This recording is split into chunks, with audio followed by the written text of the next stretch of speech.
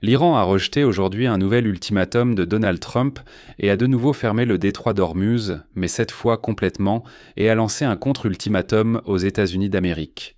Les troupes américaines doivent quitter complètement la région.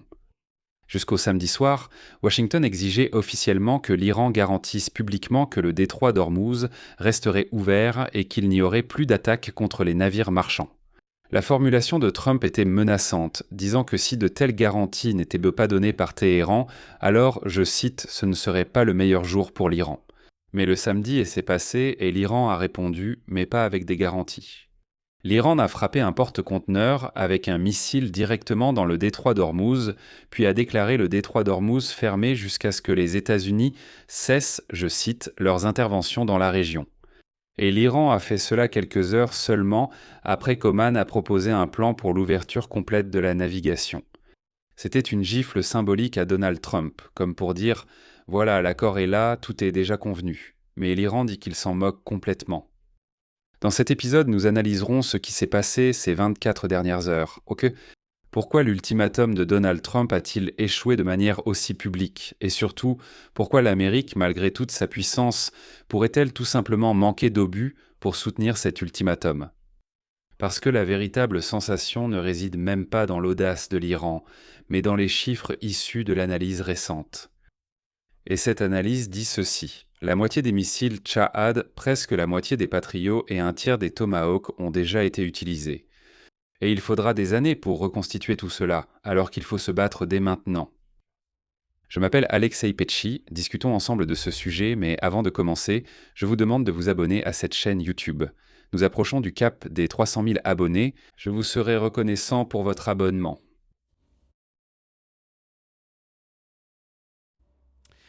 Alors, reprenons tout dans l'ordre. La veille, samedi, les États-Unis, par des canaux directs et par des intermédiaires, ont exigé de Téhéran qu'il reconnaisse publiquement, avant la fin de la journée du samedi 11 juillet, que le détroit d'Ormuz est ouvert à tous, et de promettre d'arrêter immédiatement les frappes contre les navires commerciaux. Mais au lieu de cela, un missile du corps des gardiens de la révolution islamique d'Iran a frappé le porte-conteneurs Galaxy battant pavillon chypriote en plein détroit d'Ormuz. Selon le commandement central des États-Unis, le navire a subi de graves dommages à la salle des machines. Un incendie s'est déclaré à bord et un membre de l'équipage civil est porté disparu. Le corps des gardiens de la révolution islamique a immédiatement déclaré que plusieurs navires, je cite, incités par des étrangers, avaient tenté d'emprunter un itinéraire non approuvé par Téhéran et avaient ignoré les demandes de changer de cap. Un tir de semonce a été effectué dans leur direction.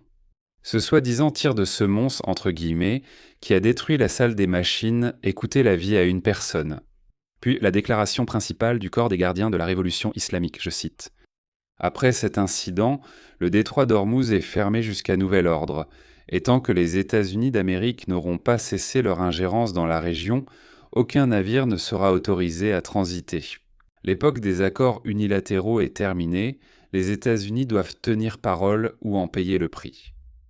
Et pour comprendre l'ampleur de l'humiliation pour les États-Unis d'Amérique, il y a un détail que beaucoup ont manqué. Le coup porté au navire par l'Iran est survenu quelques heures après que le ministre des Affaires étrangères iranien, Abbas Rakchi, a terminé des négociations directes à Oman avec ses homologues omanais et qataris. Et c'est essentiel. Lors de ces négociations, Oman a proposé d'ouvrir complètement les deux corridors maritimes dans le détroit d'Ormuz. La route sud, passant par les eaux omanaises, serait ouverte sans aucune autorisation préalable. La voie maritime passant par les eaux omanaises serait ouverte sans aucun accord préalable.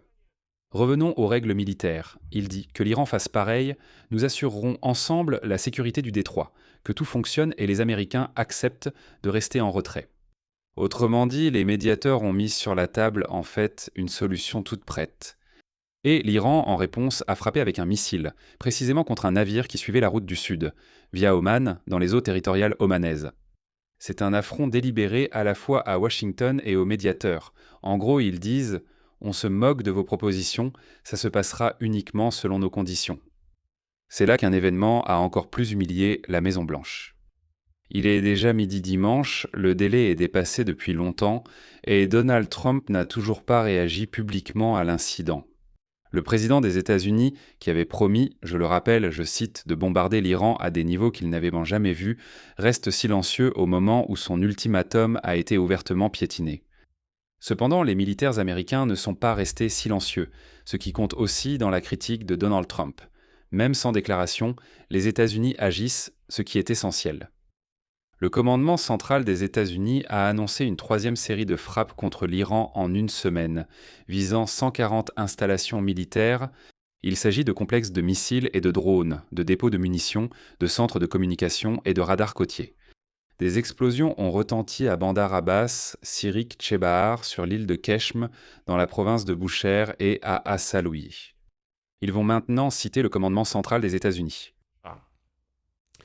L'Iran a eu une nouvelle occasion de démontrer le respect du mémorandum après avoir été tenu responsable des attaques précédentes contre des navires commerciaux. Et il a de nouveau échoué. Les frappes, ont souligné les militaires, sont menées sur ordre du commandant en chef, c'est-à-dire sur ordre personnel de Donald Trump. Quant au chef du Pentagone, Pete Hegseth, il s'est exprimé à sa manière et a déclaré, je cite, l'Iran a fait le mauvais choix, il paie pour les frappes. Mais ce qui s'est passé ensuite, ça c'est important.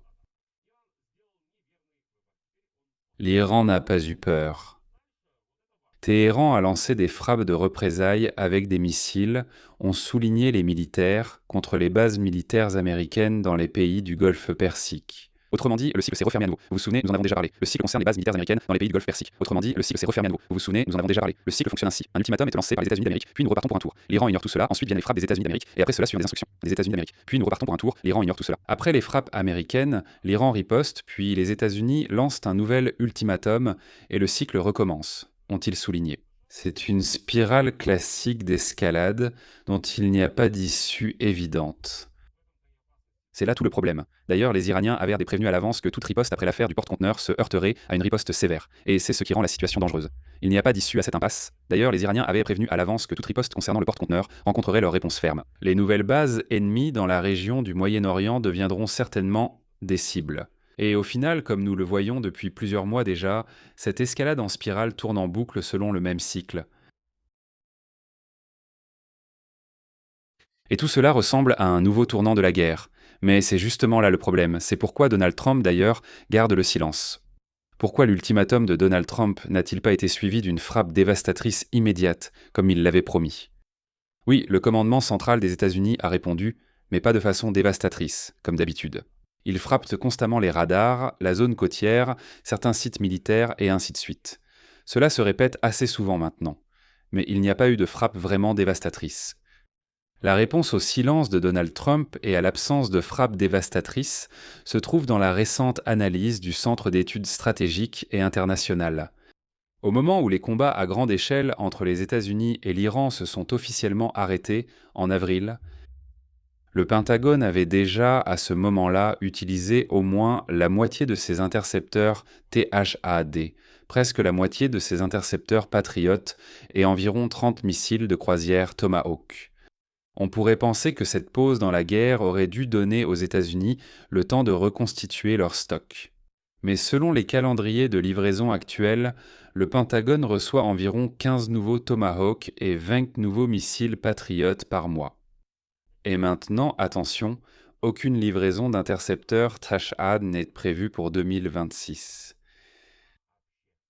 C'est pourquoi le Centre d'études stratégiques et internationales estime qu'il faudra 3 ans, voire plus, pour reconstituer les stocks au niveau d'avant-guerre. Et réfléchissez bien à ce calcul.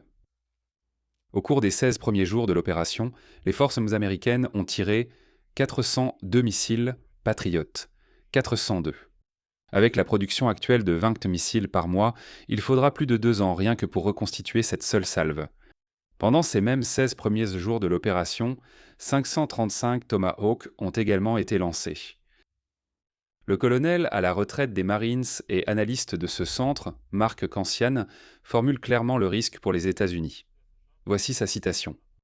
Si la guerre se poursuit au même rythme que ces 5 derniers mois, cela réduira les stocks à un point tel qu'un nouveau niveau de risque, plus élevé, apparaîtra, mais cette fois dans la région Indo-Pacifique. Voilà le véritable piège pour Donald Trump. Chaque missile tiré sur l'Iran est un missile qui manquera si la Chine décide d'attaquer Taïwan. Et voici que Kansian appelle cela une fenêtre de vulnérabilité accrue dans la partie occidentale de l'océan Pacifique. Le Pentagone, bien sûr, affiche publiquement une confiance maximale. Et aujourd'hui, le porte-parole Sean Barnell déclare, je cite, les forces armées américaines sont les plus puissantes du monde et disposent de tout le nécessaire pour agir au moment et à l'endroit choisi par le président. Mais je veux attirer votre attention sur le fait que cette déclaration de Sean Barnell est mot pour mot identique à celle que ce même Sean Barnell avait prononcée en avril. Lorsqu'ils ont fait une pause dans la guerre, il a répété la même chose mot pour mot. Il dit « Quand il le faudra, alors nous frapperons, nous avons tout ce qu'il faut, nous sommes les plus forts, et ainsi de suite. » Ici, c'est juste un copier-coller, pas un vrai argument. Et Trump essaye de résoudre le problème de manière administrative. En juin, il a invoqué la loi sur la production pour la défense pour lever les barrières bureaucratiques et accélérer la production de missiles. Mais l'expansion des capacités de production prend du temps, tant que Trump n'a pas. La seconde moitié du piège, c'est l'économie. Et c'est là que l'Iran frappe Trump à son point faible. Avant la guerre, le détroit d'Ormuz assurait un cinquième des livraisons mondiales de pétrole et de gaz naturel liquéfié. Son blocus a déjà fait chuter les marchés de l'énergie. Le blocus de fait imposé par l'Iran a provoqué une flambée des prix de l'énergie et stimulé l'inflation mondiale. Et c'est là qu'intervient l'arithmétique politique, appelons-la ainsi, à laquelle Trump ne pourra pas échapper. Il ne peut pas juste l'éviter et faire comme si elle n'existait pas. La hausse des prix, surtout de l'essence, est la question la plus sensible politiquement pour Donald Trump à la veille des élections de novembre au Congrès. Comme vous le savez, ils essaient déjà même de lancer un réseau séparé, une sorte de station-service présidentielle où l'essence sera moins chère que partout ailleurs.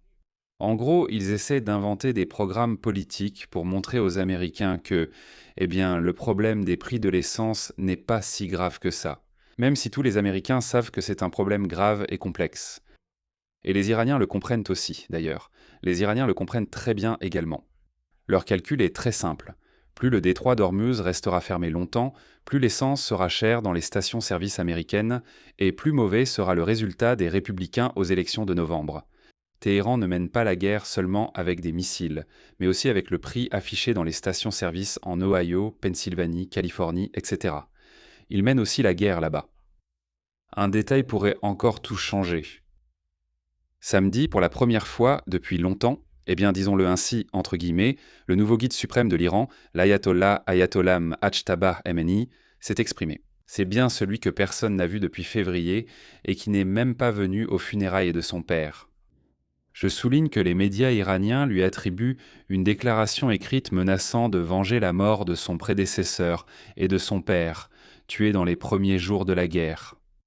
Voilà qui change la donne. Pourquoi ? Parce que tant que le leader Ajtabak Khamenei, même sous cette forme écrite, je ne sais pas s'il l'a écrit lui-même ou non, mais néanmoins, tant que même ce leader éphémère gardait le silence, on pouvait attribuer les frappes à l'initiative des radicaux du corps des gardiens de la révolution islamique. On disait qu'il y avait une division, c'était l'œuvre des radicaux, tandis que nous voulions négocier. Hier encore, les Iraniens, l'élite politique, ont admis c'était une défaillance du système. L'attaque du détroit d'Ormuz était accidentelle. Ce sont les militaires qui l'ont menée, ils ont leur propre avis. On pouvait toujours tout leur mettre sur le dos. Mais maintenant, le guide suprême sort et prend publiquement une position de vengeance. Cela signifie donc que ces mêmes négociateurs à Téhéran n'ont pratiquement plus de marge de manœuvre, parce que leur principal dirigeant a dit « nous allons nous venger ».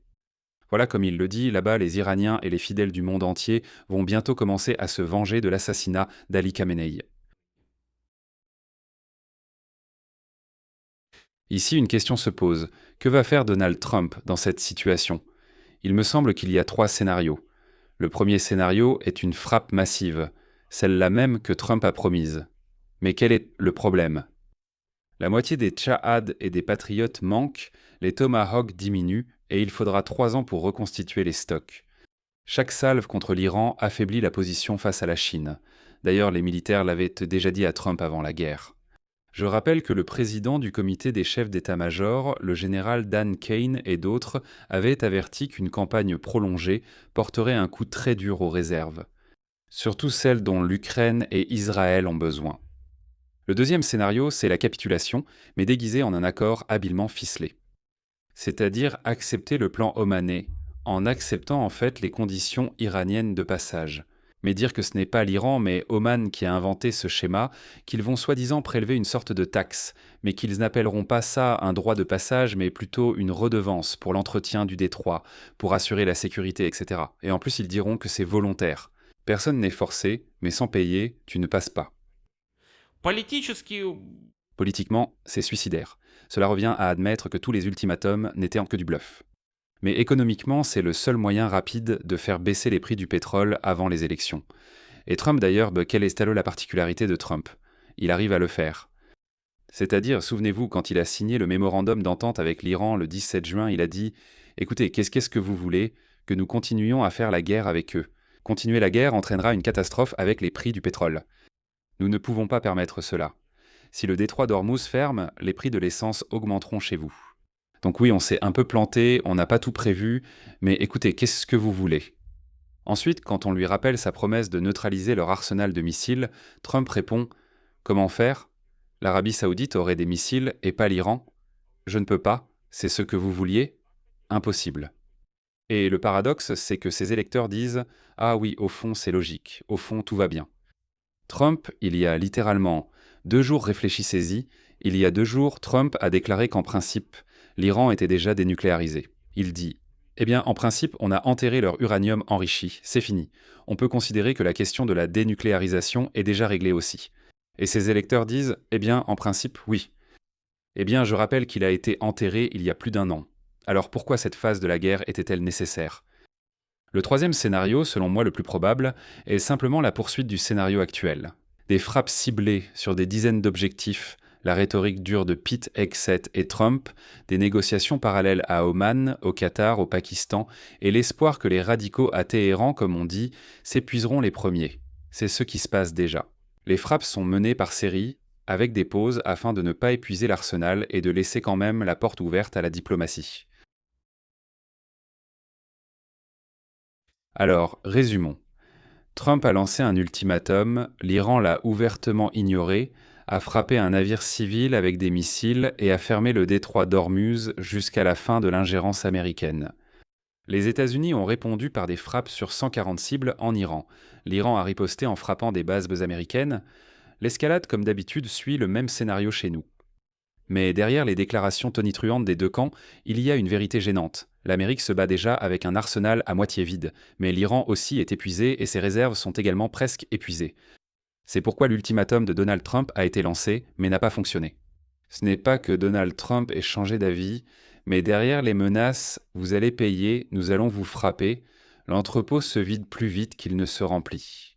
L'Iran semble l'avoir compris avant tout le monde, et c'est justement pour cela qu'il se permet de tirer sur des navires et de déclarer le détroit d'Ormuz fermé, sachant que les Américains frapperont de la même manière qu'ils l'ont fait auparavant. Le plus inquiétant pour l'Ukraine dans cette histoire, c'est le lien direct. Comme l'a souligné Zelensky, chaque missile patriote tiré au Moyen-Orient est un patriote qui n'ira pas à Kiev, et donc ne protégera pas l'Ukraine contre les missiles balistiques russes. La guerre dans le détroit d'Ormuz, malheureusement, se paie aussi au prix de la sécurité ukrainienne. Je vais m'arrêter ici. Partagez votre avis et vos conclusions dans les commentaires sous cette vidéo, abonnez-vous à la chaîne, activez la cloche et n'oubliez pas de mettre un like. C'est tout pour aujourd'hui. Prenez soin de vous. À bientôt à tous.